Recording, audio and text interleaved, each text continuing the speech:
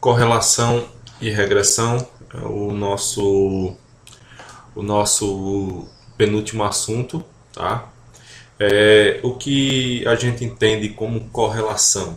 Correlação ele é o grau de associação entre duas ou mais informações, tá? Correlação você consegue associar o nível de ligação que existe entre duas variáveis, entre x e entre y. Se você tiver uma terceira, você pode trabalhar com x, a correlação entre x e y, a correlação entre x e z e a correlação entre y e z.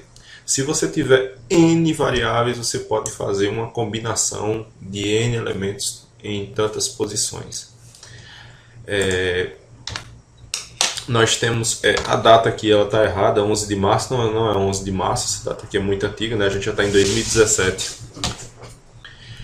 Bom, a correlação aqui eu já comentei. O que acontece, como é que a gente mede o nível de correlação? A correlação aqui que a gente vai falar seria a correlação de Spearman, é uma correlação padrão, ela é uma correlação paramétrica, ela é a correlação mais conhecida que existe.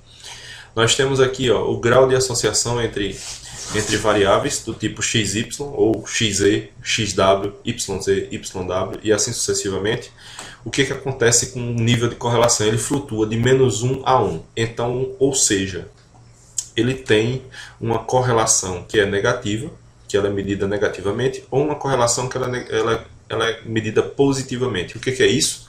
Na medida em que, por exemplo, no caso positivo, na medida em que as informações de x aumentam, as informações de y também acompanham esse aumento.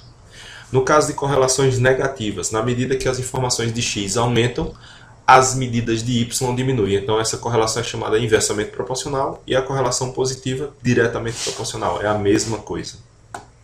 O que significa zero? Zero não existe correlação de Pearson ou correlação linear, a mais simples. Tá? Então você tem que buscar outros tipos de correlações. Quais são os outros tipos? Não sei, eu não sou especialista nisso, mas eu conheço duas muito importantes para a área de vocês, que seria a Kendall e Spearman. Tá? Kendall porque ela trabalha com sinais 0 ou 1, ela não trabalha com números nas variáveis, é sempre dicotômica. E Spearman que ela trabalha com rankings, com as posições, com os posicionamentos, a mesma coisa do Wilcoxon, por isso que a gente vê o Wilcoxon primeiro, depois vê a correlação. Tá? Também existem as correlações que são ditas não lineares. Essas correlações elas são um mundo e aí depende da especialização de cada um, tá? E da sua necessidade, o que você quer aplicar para a sua pesquisa. Bom, o que está escrito aqui, a correlação R não tem um valor ideal bem definido. Aceita-se uma correlação acima de 60% como uma boa correlação, mas a correlação ela pode variar, principalmente nas áreas biológicas, que fenômenos biológicos eles podem ter comportamentos de correlações baixos, mas mesmo assim serem muito importantes. A gente tem aqui uma tabela que geralmente está nos livros, por exemplo, uma correlação de 20%, seja positiva ou negativa, esse 20%, muito fraca. Acima de 20, abaixo de 50, fraca. De 50 a 70, média forte. De 80 a 90, forte. 1 é perfeita, ou seja, o gráfico que vai ser gerado aí, vocês vão ver na instante que ele vai ser perfeito. E a correlação 0 é porque não existe correlação desse modelo. Bom, se você vê um gráfico desse formato aqui, com esses pontos aqui, ou seja, os pontos referentes à coordenada XY, ou seja, cada ponto desse aqui é o ponto real que você catalogou no ambiente, e você vê essa linha passando aqui, isso aqui está em queda, então essa correlação ela é negativa, tá aqui, correlação menor que zero. Se você vê os pontos X de uma maneira geral, eles crescendo, se comportando de uma forma crescente, a gente chama de correlação positiva. Então, na medida que o X cresce, o Y cresce também. Voltando aqui, na medida que o X aumenta, o Y vai diminuindo. Nesse caso aqui, que é a correlação perfeita, os pontos estão alinhados. Ou seja, a sua correlação, nesse caso, ela pode ser 1. Tá? Agora, se você encontrasse, por exemplo, uma reta também assim, nessa forma vermelha, essa correlação aqui ela seria positiva. Tá? Então, essa aqui é a perfeita negativa e a vermelha seria a perfeita positiva. O que mais a gente tem? Vejam só aqui. Como é que a gente calcula? Bom, essa aqui é a conta que a gente precisa fazer para encontrar os resultados. Como a gente aqui tem um programa e ele é muito poderoso, toda essa conta aqui a gente faz em uma linha. Tá? Não precisa calcular isso, porque isso aqui é uma sequência de somatório, a gente só vai comentar. O que seria isso aqui? Isso aqui são os desvios, esse S de XY, isso aqui são os desvios que acontecem em relação a XY multiplicado. Tá aqui ele, isso aqui é cada elemento menos a média de X, né? Cada elemento de Y menos a média, e você multiplica esses dois resultados, tá? Depois que você multiplicar, você vai ter, para o primeiro termo, você tem um resultado, aí vai contar para o segundo, para o terceiro, para o quarto, você vai pegar todos esses termos e somar. Então você tem os desvios em relação a XY. Você aqui tem os desvios em relação a X. Nesse caso aqui é quadrado, mas esse quadrado é desse jeito aqui, ó. XI menos X barra multiplicado por XI menos X barra, que é um I, tá? I e um I. Por isso que fica para facilitar ao quadrado. A mesma coisa para y. No caso de y, é yi menos y barra ao quadrado. E aqui a gente está calculando... Opa, isso aqui está errado. Isso aqui é y, tá? E a gente está calculando os desvios em relação a y, ok? Então, o que acontece? Você pega os desvios em relação a x, xy, depois divide pela raiz quadrada dos desvios de x multiplicado pelos desvios de y. Ou seja, o resultado desse multiplicado pelo resultado desse. Tá? E aí você tem a sua correlação. Bom, nós temos aqui um exemplo, eu sei que a área é biológica, tá? A área de saúde tem que ser exemplos bem aplicados, tal, mas a gente vai botar um exemplo aqui da área de educação, tá? Eu boto um exemplo da área de biologia sem problema nenhum, porque esse exemplo é muito fácil. Considere 6 pares de valores dados na tabela a seguir. Podemos imaginar que uma criança que não sabe ler terá dificuldades com matemática. Também uma criança que não possui um raciocínio lógico terá problemas em criar textos. Ou seja, aquela velha ligação que existe entre leitura e números, tá? Letras e números. A gente sabe que existe, mas não sabe medir. Então a gente vai medir aqui qual é o nível de ligação entre matemática e português. Percebam, a gente está comparando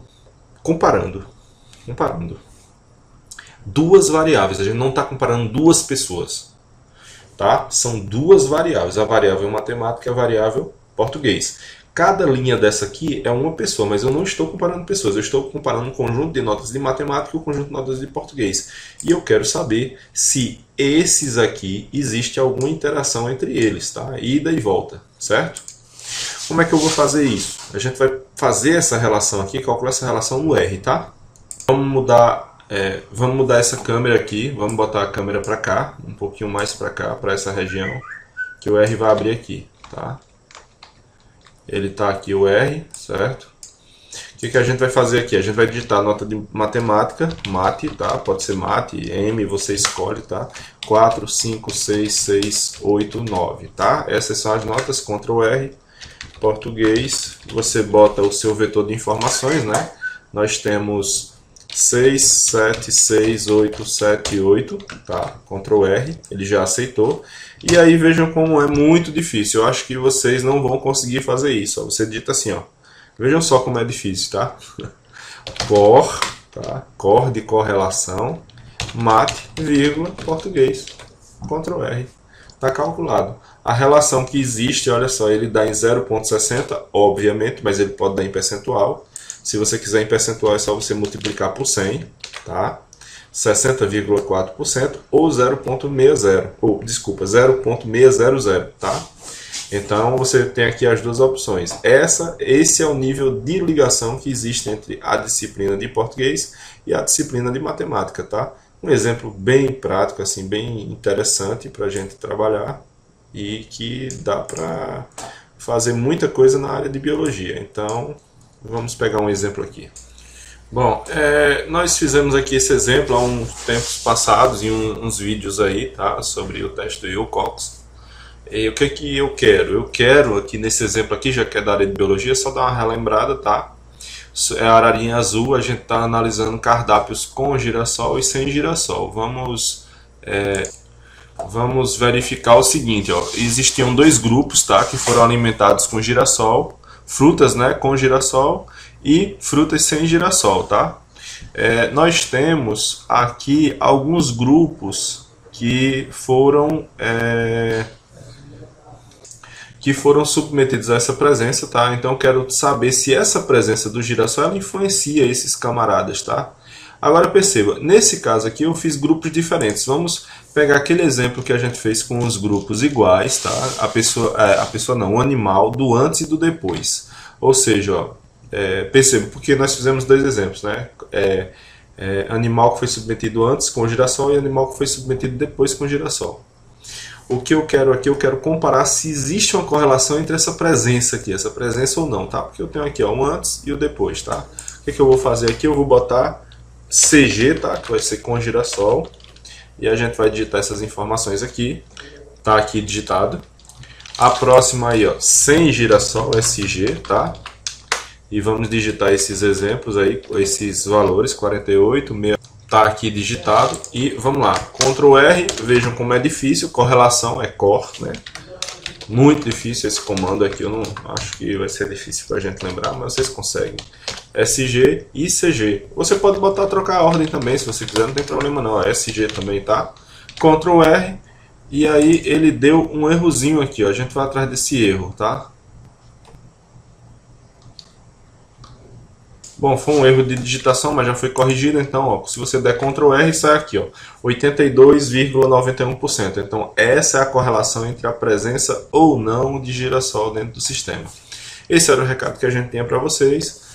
Vamos acompanhar no grupo, que agora o próximo conteúdo vai ser a regressão linear, tá? Obrigado e até mais.